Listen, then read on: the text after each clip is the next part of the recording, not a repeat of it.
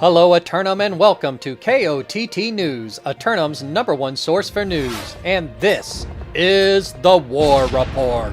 Dynamic change in the history of Eternum last night as the forces of Donda, revealed to be Dawn Guard, steal the financial capital of Windsward. And history is made in Everfall, where Susgard took the champ into the final round. But in the end, it was Regime setting a new Neverfall record at 11.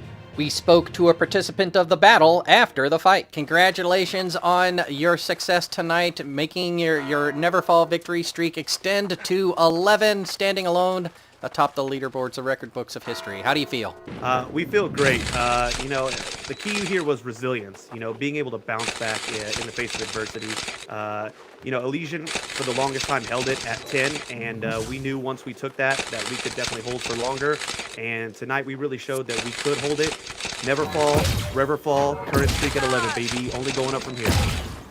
Yes, a little bit close there at the end with 5 minutes left. They managed to take out the 3 outside objectives and then push in on the A-side door onto the flag, but they only got it as far as about 5%. Was there really any doubt at the 5-minute mark?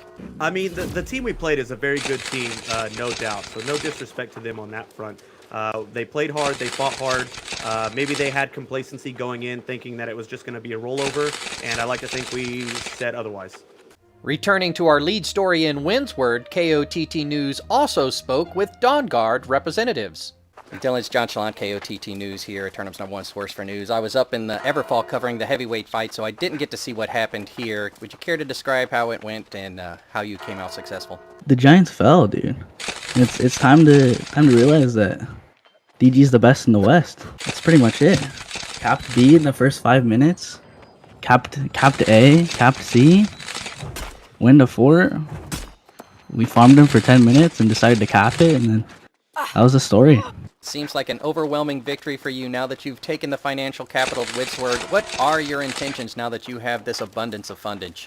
Well, we're not really looking for gold. That's not what we need. We just want to prove to everybody that we're the best company in the West Coast. Turning to the weather, and it's another beautiful morning all day long until late evening with potential invasions throughout the central region. 3 more simulated fantasy combat resolution events on tap for tonight, brought to you by LARPGO. Remember, if it isn't LARPGO, it's cardboard. Up first, the Covenant forces of Here Be Monsters LLC attack the Syndicate forces of And They Don't Stop Coming for control of the primary oil reserves of Weaver's Fen. Here Be Monsters Limited Liability Corporation make their second attempt to secure land, having failed last week in Restless Shore. The forces of And They Don't Stop Coming have only held the peat moss fields of the Fen for a little over a week, but their footing has become a little more secure. Then, the Covenant forces of Here Be Monsters, Inc.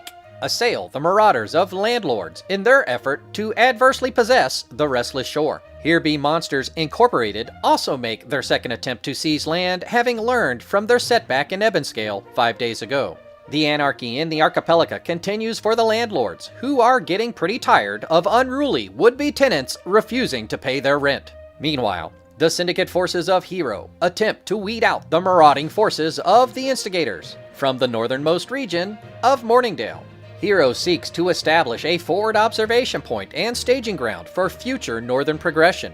But the humble hipster homebrewing hippies of the Instigators are still only in day 46 of their spring growing season. They still have at least another 50 days to go. Be sure to tune in for complete coverage and reactions from the citizens at 11. Until then, this has been War Correspondent JChalant, KOTT News.